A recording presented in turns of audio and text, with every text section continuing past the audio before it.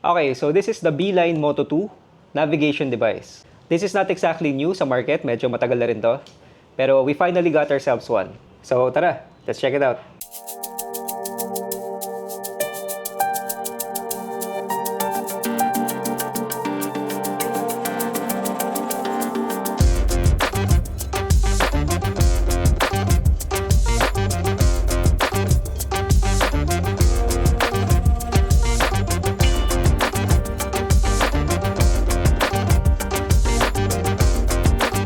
Okay, so the Beeline Moto 2 is a navigation device that is connected sa inyong phone via Bluetooth, and it eliminates the need of having to mount your phone on top of your handlebar sa taas ng bike ninyo. So you don't have to expose your phone anymore. Pwede nyo na itago yan sa bag nyo or sa pocket nyo.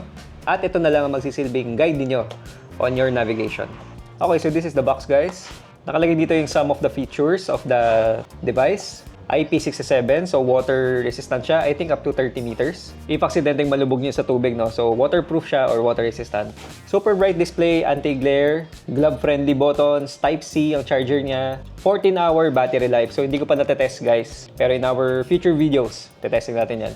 May LED alert siya and sound. Speedometer, meron din. Meron din siyang compass mode if you want to use yung compass style navigation. So parang arrow lang siya na ganun, no? GPX route import, so pwede tayo mag-import ng GPX files, mga routes, mga maps. So yun, anyways, buksan natin yung box. Yan, so pag buksan natin, makikita nyo kagad yung lagayan ng device supposedly, pero wala siya dito nakakabit sa bike. Mamaya kunin ko. Pakita ko muna kung ano yung mga laman nito. Yan, so yung lagayan ng actual device, lagayan ng device mount, yung sinasalpakan niya na ilalagay sa handlebar, and USB-C cable, tsaka rubber band mounts. At papakita ko sa inyo yung actual device. There you go, guys. Here it is. So, kalasin ko lang muna sa mount niya. Twist lang pa left, and then yun. Ito siya. Tanggalin natin yung actual mount. Alright. Here it is. So, again, guys, ito yung mga contents. Meron tayong user manual. Yan, and product information sheet. USB-C cable, charging cable. And may dalawa tayong rubber band mounts. Ito yung mas malaki, guys. Ito yung gamit ko. And itong smaller, ginagamit siya pang side mirror, I think, or para sa mga mas maninipis na handlebars. Ito yung device mount. So, kinakabit yung rubber bands dito, no? And yung backside niya, guys, ay merong rubber protective na layer. So, goma to, natatanggal to, I think. Ayan. So, ito siya. Yan. So, ito yung laman niya. And this is the actual navigation device. So, this is the black hard plastic edition, guys. And meron pang two variants nito. Isang silver and isang gunmetal. Na aluminum naman yung kanilang covering dito sa ibabaw, no? Try ko i-flash sa screen ko ano yung itsura nun. Pero itong nakuha ko, this is hard plastic na matibay naman, mukhang matibay naman siya. Pero as compared sa aluminum, sa bakal, well, mas matibay talaga yon. So meron siyang 4 na buttons, guys. Taas, baba, kaliwa, kanan. So hindi siya touchscreen. And para ma-turn on natin yung device, pipindutin natin itong general area, pwede na siyang pindutin para mag-turn on. And there you go, naka-on na siya. As you can see, may motor sa baba na gumagalaw-galaw, no? Pag tinitilt natin siya. Since meron siyang gyro. So, it can sense kung nakaliko yung handlebar mo or kung naka-banking ka. Yun, so meron siyang ganung feature. TFT display, guys. I think 1.5 inch ang size nito. And again, hindi siya touchscreen, no? So, you have to navigate using the buttons. So, kunyari, pupunta tayo sa menu. Yan, start ride. Ito yung battery ng device. And then, magdi-display rin dito sa baba yan, guys, if nakakonect tayo sa phone, ng battery ng cellphone natin. Sa left and right, meron tayong brightness buttons. So, pag pinindot natin itong isang side, ayan, binababa niya yung brightness. Pag sa kabila naman, tataasan niya. And since meron siyang anti-glare function, guys, kapag bumabiyahe kayo ng tirik yung araw, kahit ganito ka-minimalist yung display niya, no, kitang-kita nyo pa rin yung mga details sa kanyang screen, no, kahit sobrang liwanag or yun nga, pag tirik yung araw. So, yun din yung kagandahan sa kanya. Okay, next naman sa options, pasok tayo. About sa device, so yung mga specs lang niya, details, unpair, kung magpapalit kayo ng phone or device na naka-pair dito, press down, reset, and para ma-reset lahat ng settings niyo. Legal, so again, mga ano lang yan. So sa main menu naka-display yung battery life, yung time, and yung naka-display na 18 kilometers dito, I think ito yung total distance na naitakbo nyo na kasama gamit yung device na to. Okay, so para ma-connect natin sa phone, kailangan natin mag-download, guys, ng Beeline app. Yan, so ito yung app, guys. Nakita nyo may dalawang red red warning sign sa taas, no? So, kailangan yung i-turn on ng Bluetooth. And also, kailangan yung patayin yung power saving mode ng cellphone nyo kung naka-on yung sa inyo. So, ngayon guys, makikita na natin dito, pag in-scroll down natin, makikita na natin yung battery life ng phone. Good indicator din yan na naka-connect na kayo successfully. Okay, sa pag-mount naman guys, kung makikita nyo yung likod ng device, meron siyang parang pa-cross na mag-fit dito sa mounting device natin. So, papasok nyo lang siya, titwist nyo pa right. And yan. Okay na. Yun lang. And then yung pag-mount nito guys, basic lang din naman. Dito natin kabit sa table. Yun. And then yung kabila. Okay. So ito, papasok nyo lang sa handlebar, no? Ganyan. Let's say itong daliri kay handlebar, and then hook nyo lang sa kabila. Same thing sa kabilang side. Hook nyo lang din ganyan. Yan. So, ganito siya, nakapa-cross. Criss-cross siya sa likod. Yan.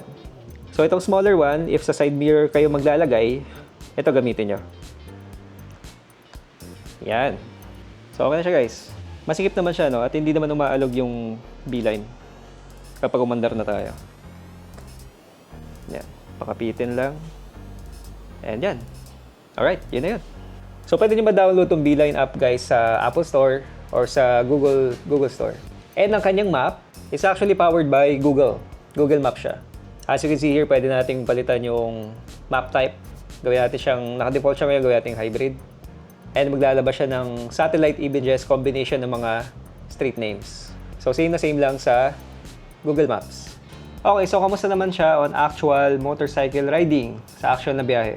One of the things I like about this guys is mabilis siyang mag-connect sa inyong phone. So for example, you're on the go, nagmamadali tayo, hindi siya masyadong matagal mag-pair, mabilis tayo makakapag-pull up ng apps, ng navigation, and mabilis natin siyang masa-setup. It can also give you 2 different routes, depende sa settings and preferences ninyo. So usually yung first route, yun yung pinakamabilis or yung shortest papunta sa destination nyo, and yung second route is parang alternate, or it's also considered as the fun route, kumbaga. You can also use the compass. So if you're gonna use the compass option guys, ganito lang yung magdi-display sa inyong screen. It's only gonna point nyo kung saan direction dapat kayong pupunta. So ganun lang siya. You just have to follow the arrow. So another thing na nagustuhan ko guys is yung simplicity ng mga naka-display. Naka-highlight lang doon yung kalsada or yung road na dapat yung daanan. Naka-indicate kung ilang meters or ilang kilometers pa yung distansya bago sa next action or next turn. And also, every time na may turn or merong action, makakarinig kayo ng beep sound at makakita kayo ng blinking light dito sa taas. You can also find sa display yung mga iba pang information kagaya ng total distance na itatakbo nyo, yung estimated time of arrival, things like that, and also yung GPS speed ninyo. So meron din siyang speedometer guys. Tinesting ko siya on the road versus sa speedometer ng bike ko. And of course, as per usual, ang GPS satellite ay mas accurate as compared sa speedometer natin. So, mas mababa yung reading na makikita natin sa kanya. And also, it automatically reroutes for you in case na hindi mo masunod yung ruta na pinapakita niya sa'yo. So, tinesting ko rin siya guys, and mabilis siyang makapag-reroute. Mabilis siyang makahanap ng alternative na daanan. It only takes mga 5 seconds lang yata, 10 seconds at most. Pero pag once na mag-deviate ka doon sa route na binigay niya, automatically hahanap siya kagad ng panibagong ruta para sa'yo. And of course, this goes without saying guys na kailangan naka-on ang ating mobile data.